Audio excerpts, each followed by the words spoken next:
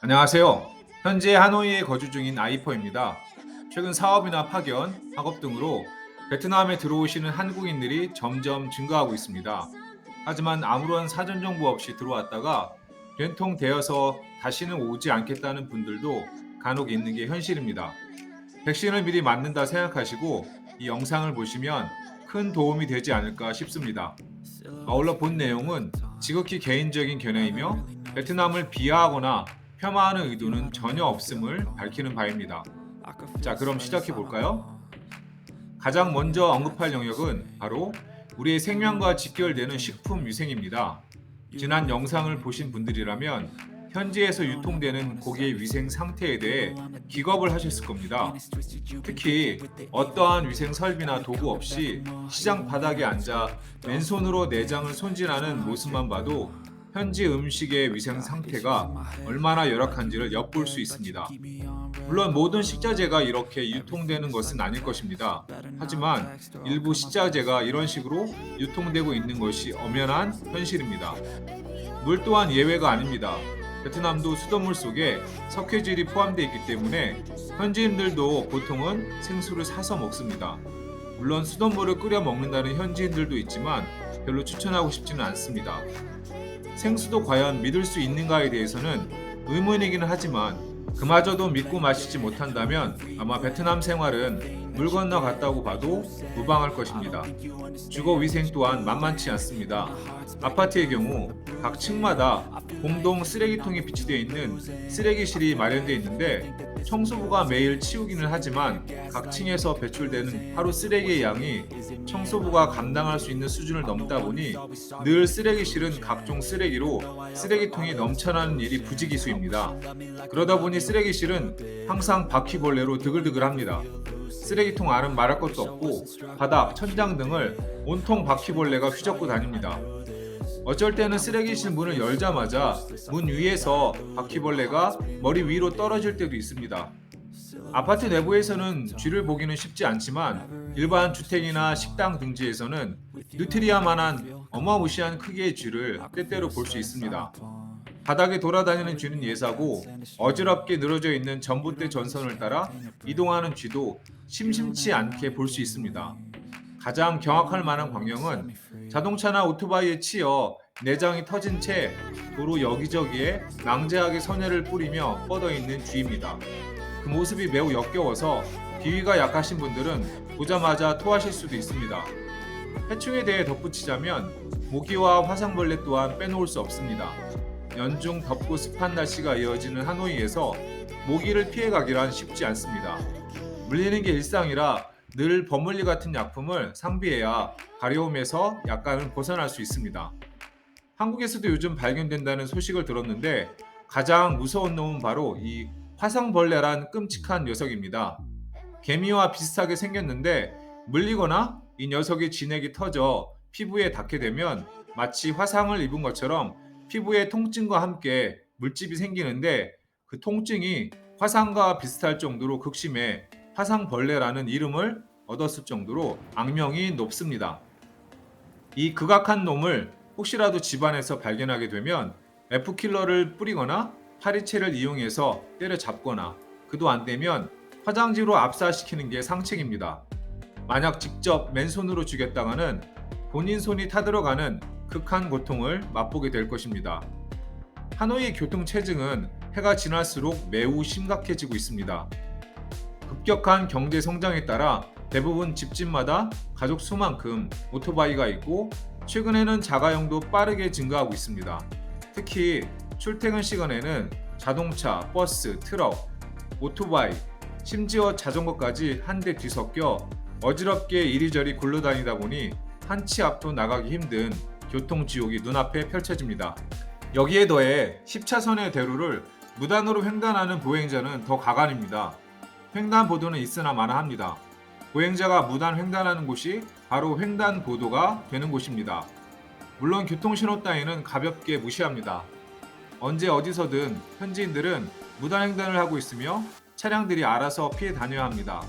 그러니 가뜩이나 복잡한 도로가 이로 인해 아비규환의 생지옥이 되는 것은 말할 것도 없습니다.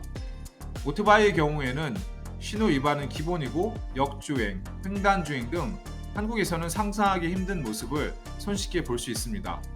도로에는 교통 CCTV가 거의 없기에 운전자들의 교통 위반 행위를 단속하기 매우 어렵습니다. 교통경찰이 때때로 현장에서 단속 및 검거하기도 하지만 뒷돈을 받고 봐주는 경우도 많기 때문에 그다지 실효성은 없는 것 같습니다. 베트남에서 외국인인 한국인의 입장에서 가장 큰 문제는 바로 교통사고 발생 시입니다. 오토바이에 블랙박스가 설치되어 있을 리 없고 도로에 CCTV도 없다 보니 교통사고가 났을 때 잘잘못을 가려내기가 매우 어렵습니다. 뺑소니라도 치면 더더욱 난감한 상황이 발생합니다. 자동차 보험이나 오토바이 보험도 한국처럼 잘 갖춰져 있지 않기 때문에 혹시 자동차나 오토바이를 직접 운전하다가 사고가 발생했을 때 베트남어도 잘 못하는 한국인이 교통사고를 유연하게 대처한다는 것은 사실상 불가능에 가깝습니다. 차량 피해는 물론이고 인명 피해에 대해 제대로 보상받기 어렵기 때문에 운전을 하실 생각이라면 이 점에 대해서 깊이 숙고하시는 게 좋습니다. 대중교통의 경우 버스와 택시 그리고 최근에는 전철이 생겼지만 여전히 불편한 편입니다. 버스의 경우 빈 버스를 제외하면 대부분의 버스가 오래돼서 낡고 비좁고 깨끗하지 않으며 카카오 버스와 같은 앱이 없어서 버스를 앱으로 추적하기도 어렵습니다. 또한 정류장에 한국과 같은 버스 정보 시스템이 없어서 몇 번 버스가 언제쯤 오는지에 대해 알 수 없기에 마냥 기다려야만 합니다. 전철이 최근에 개통이 됐지만 가장 큰 문제는 노선이 하나밖에 없는 데다가 정차하는 곳도 몇 군데 되지 않습니다. 무엇보다 전철과 버스의 연계가 부족하다 보니 이동하기 불편해 일반 하노이 시민들도 잘 이용하지 않고 있습니다. 버스와 같은 대중교통을 이용할 때 큰 소리로 버스 안에서 통화하는 사람들을 여전히 심심찮게 볼 수 있습니다.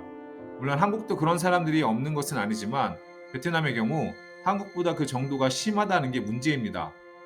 특히 영화관에서 영화 상영 도중에 전화벨이 크게 울리고 이어 마치 자기 집 안방에서 전화를 받는 양 쩌렁쩌렁한 목소리로 수분간 통화하는 사람들을 보면 진심으로 조용히 다가가 뒤통수를 한 대 후려 갈겨주고 싶은 마음이 불끈불끈 생깁니다. 10년 전만 해도 식당에서조차 흡연자들이 너무나 태연하게 흡연을 만끽하는 모습을 볼 수 있었는데 최근에는 그러한 모습이 점차 사라지고 있습니다. 그렇다고 해도 여전히 몇몇 길거리 식당에서는 이러한 모습을 볼 수 있습니다. 흡연에 대해 관대한 편이고 남성들 중 둘에 한 명은 흡연자이다 보니 식당, 카페, 공원 등지에서 비흡연자들이 피해를 입을 수밖에 없습니다. 담뱃값도 매우 저렴해서 부담 없이 담배를 사서 피울 수 있다 보니 흡연자가 줄기는커녕 점점 늘어나는 게 아닌가 싶습니다. 식당의 경우 각 테이블마다 테이블 아래에 휴지통을 비치해 놓는 경우도 많은데 참 신기한 게 베트남 사람들은 자기 테이블 위의 쓰레기를 휴지통에 버리지 않고 그냥 바닥에 버리는 경우가 태반입니다. 한국인으로서 너무 이해가 되지 않아 베트남 현지인에게 물어봐도 제대로 답변을 하지 못하더군요. 아파트와 같은 공동주택에서 생활하는 경우 늦은 시간에도 가족이나 친구들과 함께 술을 마시고 가라오케 시스템을 이용해 큰 소리로 노래를 부르고 떠들기도 합니다. 더 황당한 경우는 아예 몇몇 집 사람들이 함께 아파트 공동 복도에 나와 바닥에 앉아서 열댓 명의 사람들이 술 마시고 큰 소리로 떠들 때도 있다는 것입니다. 아이들이 있는 집의 경우에는 밤 10시가 넘어서도 아이들이 자지 않고 복도에서 소리 지르며 뛰어다니기도 합니다. 아이들이 빽빽 소리 지르고 찢어지는 목소리로 울어 제껴도 부모들은 별로 개의치 않습니다. 한국인이 봤을 때는 말 그대로 쇼킹 그 자체입니다. 한국에서 이랬다가는 곧바로 고성방가로 신고당해 경찰이 출동할 테지만 이곳 베트남에서는 아무 일도 일어나지 않습니다. 너도 그러고 나도 그러니 이런 일에 별 신경을 쓰지 않는 듯합니다. 또한 아무리 패션의 자유가 있다지만 아파트 단지에서 베트남 현지 여성들이 잠옷바람으로 낮이고 밤이고 아무렇지 않게 돌아다니는 모습을 봤을 때는 속으로 이건 뭐지? 했습니다. 단순히 잠깐 급한 일 때문에 잠옷바람으로 나온 게 아니라 아예 잠옷 차림으로 여기저기 돌아다닌다는 것입니다. 잠옷 차림으로 시장도 가고 마트도 가고 식당도 갑니다. 참으로 이해하기 힘든 드레스 코드입니다. 물론 쓰레빠 신고 학교나 직장에 가는 건 아무것도 문제가 아닙니다. 베트남, 특히 하노이의 대기 오염은 매우 심각한 수준입니다. 엄청난 수의 오토바이와 내연기관 차량들이 매연을 내뿜고 있고 간혹 오래된 트럭이나 버스 뒤에서 뿜어져 나오는 시커먼 매연을 보고 있노라면 내 폐도 저렇게 되는 건 아닌가 하는 생각이 들기도 합니다. 저같이 둔감한 사람들은 별 문제 없이 돌아다니지만 예민한 분들의 경우 목이 아프고 눈이 따가울 수도 있습니다. 코로나가 끝났지만 여전히 하노이에서 마스크를 착용하는 것은 건강에 도움을 줄 수 있습니다. 하노이 시민들도 대기오염 때문에 코로나 전이나 지금이나 여전히 오토바이를 운전할 때 마스크를 착용하고 다니며 실내에서도 착용하고 있는 현지인들을 자주 볼 수 있습니다. 암내가 매우 고약해서 개인적으로는 엄청난 스트레스를 받고 있습니다. 직업상 현지인들에게 가까이 가야 하는데 대략 10명 중 3, 4명꼴로 암내가 심하게 나는 경우가 많습니다. 비염 때문에 냄새에 그나마 둔감한 편인데도 현지인들의 암내는 그러한 채 코를 뚫고 들어와 머리를 띵하게 아프게 할 정도로 매우 강력합니다. 그 퀴퀴하고 구리구리한 냄새 때문에 창문을 열고 잠시 나갔다 들어오기도 하지만 근원지가 한 공간에 있는 한 결코 이 냄새는 사라지지 않습니다. 한국에서는 한 번도 암내를 경험한 적이 제 기억에는 없었습니다. 하지만 이곳 베트남에서는 이제 일상이 되어버렸습니다. 실내에서 마스크 쓰는 것을 답답해서 매우 싫어하지만 어쩔 수 없이 쓸 때가 많습니다. 물론 마스크를 썼다고 해서 그 고약한 냄새가 나지 않는 것은 아니지만 그나마 제가 할 수 있는 게 그것밖에는 없기 때문에 어쩔 수가 없습니다. 마음 같아서는 방독면을 쓰고 싶을 정도입니다. 정말 신기한 것은 같은 베트남 현지인들끼리는 서로 아무렇지도 않아 한다는 것입니다. 암내가 나는 사람이 옆에 앉아 있어도 그들의 표정을 보면 정말이지 괜찮아 보입니다. 그걸 바라보는 저는 그저 신기할 따름입니다. 한국인이 전 세계적으로 가장 냄새가 나지 않는 민족이란 연구 결과가 있었습니다. 그 연구 결과에 따르면 베트남인의 경우 둘 중에 하나는 암내가 난다고 합니다. 그래서 현지인끼리는 아무렇지 않게 지낼 수 있을지는 모르겠지만 한국인의 입장에서는 그야말로 죽을 맛입니다. 입냄새도 장난이 아닙니다. 물론 개 중에는 양치질을 제대로 하지 않아 입냄새가 심한 경우도 있을 것이고 다른 경우에는 소화기에 문제가 있어 입냄새가 나는 경우도 있다고 합니다. 어쨌거나 입냄새가 나는 경우가 한국인에 비해 그 비율이 높다는 게 문제입니다. 현지인이 말할 때마다 입에서 흘러나와 공기 중에 퍼지는 그 썩은 내를 맡게 되면 그야말로 이성이 마비될 지경입니다. 상대방이 말하는 도중인데 입냄새 때문에 그 자리를 나올 수도 없어서 고문이 따로 없습니다. 그렇다고 상대방에게 대놓고 말할 수도 없고 설사 말한다 하더라도 그러한 문제를 해결할 방법이 마땅히 없기 때문에 참을 인자를 마음속에 새길 수밖에 없습니다.